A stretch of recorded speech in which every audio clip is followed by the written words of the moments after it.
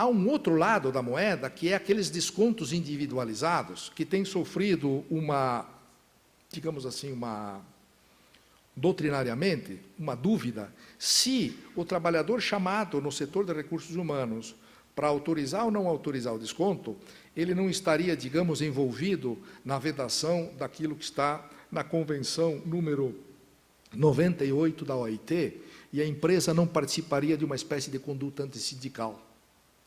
Então, esse é um dado que nós vamos precisar analisar e pensar se chamar o trabalhador para que ele autorize ou não autorize o desconto, em relação ao sindicato, não constitui uma intromissão indevida da empresa na atividade sindical.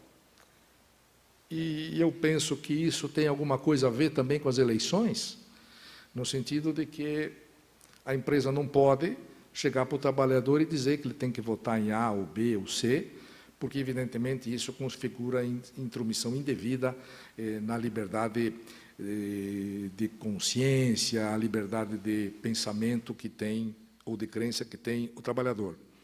Como resolver essas questões? Não são fáceis, mas o TST vem apresentando, a meu juízo, eu sei que há muita crítica sobre isso, o TST, lá pela sua vice-presidência, vem apresentando uma solução que vem ganhando espaço porque ela vem sendo homologada pelo Tribunal Superior do Trabalho, que é o tribunal a última instância da Justiça do Trabalho. O que tem feito o TST? Ele tem homologado cláusulas negociadas pelos quais as empresas e os sindicatos de trabalhadores têm estabelecido cotas negociais. Essas cotas negociais, normalmente, elas ficam em torno de 50% do que era um dia de salário.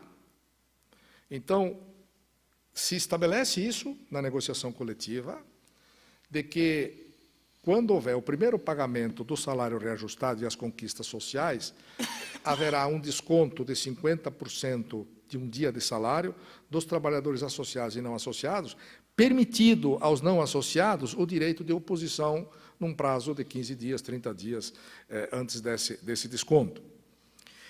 É um caminho que não é infenso a dúvidas e a críticas, mas é um caminho que o TST vem trabalhando e já foram homologados recentemente 2 casos, o da Vale, que é uma empresa muito grande, com o Sindicato dos Ferroviários do Maranhão, Pará e Tocantins, e, mais recentemente, um caso também que estabeleceu um acordo com uma outra entidade, não sei, acho que eu não trouxe aqui, mas está estabelecido isso lá no site do TST.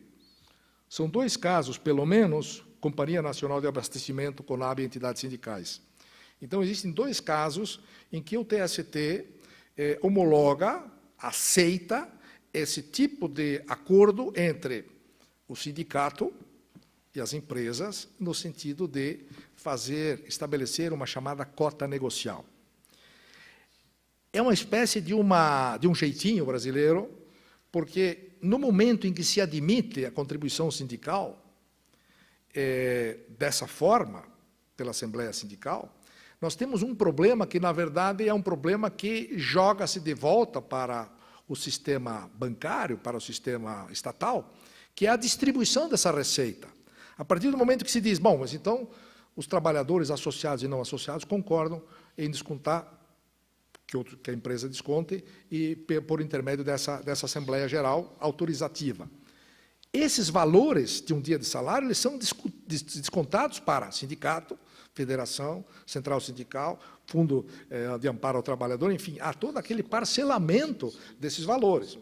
E aí, valores que vão, inclusive, para o cofre do governo. Né? No caso da receita sindical, dos trabalhadores são 10%, e da receita dos empregadores são 20%.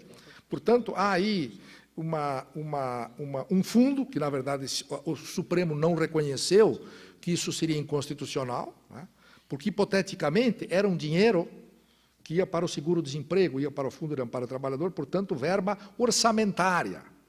E naquela lei do teto, na emenda do teto, se dizia que nenhuma verba orçamentária pode ser retirada do sistema orçamentário sem que tenha um orçamento específico para colocar no lugar, uma especificação de receita. Portanto, acho que o ideal seria que fizéssemos uma adaptação da reforma, e aí talvez venha a minha sugestão, porque esta vedação que está na reforma, para que isto seja negociado coletivamente, me parece que impede um avanço desta matéria, tá? Porque a reforma tratou de impedir que essas verbas de custeio de receitas sindicais pudessem ser negociadas, especialmente em relação aos trabalhadores não associados.